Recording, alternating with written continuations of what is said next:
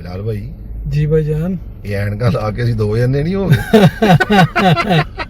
ਇਹ ਵੀ ਗੱਲ ਠੀਕ ਹੈ ਹੈ ਨਾ ਜ਼ਬਰਦਸਤ ਜੀ ਵੈਸੇ ਲੱਗੀਆਂ ਸੋਹਣੀਆਂ ਸਾਨੂੰ ਤੁਹਾਨੂੰ ਤੇ ਮਾਸ਼ਾਅੱਲਾ ਵਾਕਈ ਬੜੀ ਸੋਹਣੀ ਲੱਗ ਰਹੀ ਹੈ ਮੇਰੇ ਬਾਰੇ ਵਿੱਚ ਤੁਸੀਂ ਹੀ ਦੱਸ ਸਕਦੇ ਹੋ ਮਾਸ਼ਾਅੱਲਾ ਬਹੁਤ ਖੂਬਸੂਰਤ ਹੈ ਬੜੀ ਮਿਹਰਬਾਨੀ ਸਰ ਇਹ ਫੁੱਟਪਾਥ ਤੇ ਬਹਿ ਜਾਈਏ ਰੁਪਈਏ ਅੱਲਾ ਦੇ ਨਾਂ ਤੇ 200 ਦੀ ਦਿਹਾੜੀ ਲੱਗ ਸਕਦੀ ਹੈ ਪਤਾ ਨਹੀਂ ਇਹ ਭਾਈਜਾਨ ਇਹ ਕੋਈ ਸਾਨੂੰ ਪਤਾ ਨਹੀਂ ਹੈਗਾ ਲੇਕਿਨ ਮਾਸ਼ਾਅੱਲਾ ਅੱਛਾ ਲੱਗ ਰਿਹਾ ਹੈ ਔਰ ਸਾਡੇ ਬੱਬੂ ਬਾਈ ਇੱਕ ਕਰੈਕਟਰ ਕਰਦੇ ਨੇ ਨਾ ਅੰਨੇ ਦਾ ਤੇ ਉਹ ਸਾਹਮਣੇ ਰੱਖ ਕੇ ਆਵਾਜ਼ ਲਾਉਂਦੇ ਨੇ ਇੰਜੀ अच्छा अच्छा या अल्लाह गरीबों को या अल्लाह मस्कीनों को या अल्लाह गरीबों को ਉਹ ਮੈਂ ਨਾ ਮੁਸਲਿਮ ਬਾਜ਼ਾਰ ਸਾਡੇ ਉੱਥੇ ਸ਼ਹਿਰ ਦੇ ਵਿੱਚ ਮੁਸਲਿਮ ਬਾਜ਼ਾਰ ਹੈ ਤੇ ਮੈਂ ਬਚਪਨ ਵਿੱਚ ਜਦੋਂ ਜਾਂਦਾ ਸੀ ਨਾ ਉੱਥੇ ਵੀ ਇਹ ਆਵਾਜ਼ ਆਉਂਦੀ ਯਾ ਅੱਲਾ ਉਹ ਮੈਨੂੰ ਉਹ ਯਾਦ ਆ ਗਿਆ ये दुबई में मेरे best friend brother business partner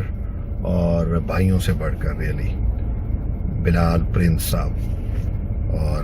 हमारा माशाल्लाह आज मेरा लिए 18 साल हो गए हम माशाल्लाह से अल्हम्दुलिल्लाह 18 साल कम नहीं होते दोस्तों